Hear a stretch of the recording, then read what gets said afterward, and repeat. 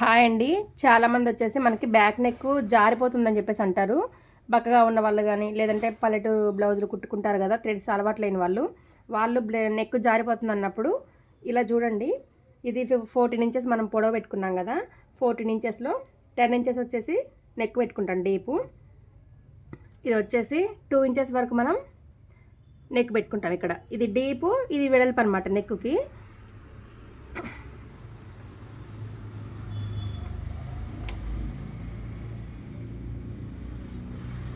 మనం ఎవరికైనా compulsory 2 inches neck పెడతాము. 2 ఇంచెస్ నెక్ పెట్టినప్పుడు మనం 2 ఇంచెస్ వరకు కింద రౌండ్ తీసుకుంటాం కదా. ఇది ఏంటంటే బక్కా ఉన్న వాళ్ళకి సేమ్ ఇలా పెట్టుకుంటే సరిపోతుంది. కొంచెం లావుగా ఉన్న వాళ్ళకి మనం 2 ఇంచెస్ పెట్టేసి కింద వచ్చేసి ఒక 1/2 ఇంచ్ వరకు వెడల్పు పెట్టుకోవాలి. కింద ఇట్లా మనకి నెక్ భాగం ఉంది కదా, కింద రౌండ్ కానీ ఏదైనా ఆకారం తీస్తాం కదా, దీంట్లో ఒక 1/2 ఇంచ్ వరకు ఎక్స్ట్రా పెట్టుకోవాలి.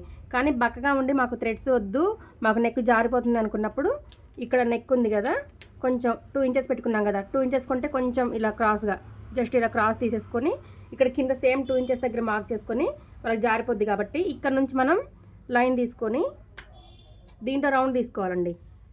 దీంట్లో రౌండ్ తీసుకుని కట్ చేసి కుట్టుకుంటాం కదా, ఇది షోల్డర్ 3 ఇంచెస్ పెట్టుకుంటాం. ఇక్కడ ఈ షోల్డర్ 3 ఇంచెస్ దగ్గర మనం కుట్టేటప్పుడు ఏం చేయాలంటే ఈ ఆకారం ఉంది కదా, ఇది ఉంది కదా, ఇది జస్ట్ ఒక 1/2 ఇంచ్ వరకు ఇలా క్రాస్ తీసుకోవాలి. 1/2 ఇంచ్ క్రాస్ తీసుకుంటే వాళ్ళకి కొంచెం ఇక్కడ రౌండ్ కొంచెం తీసినా కానీ ఇది జారిపోకుండా ఉంటుంది అన్నమాట నెక్. ఇలా తీయకపోతే బక్కగా ఉన్న వాళ్ళకి కంపల్సరీ జారిపోద్ది.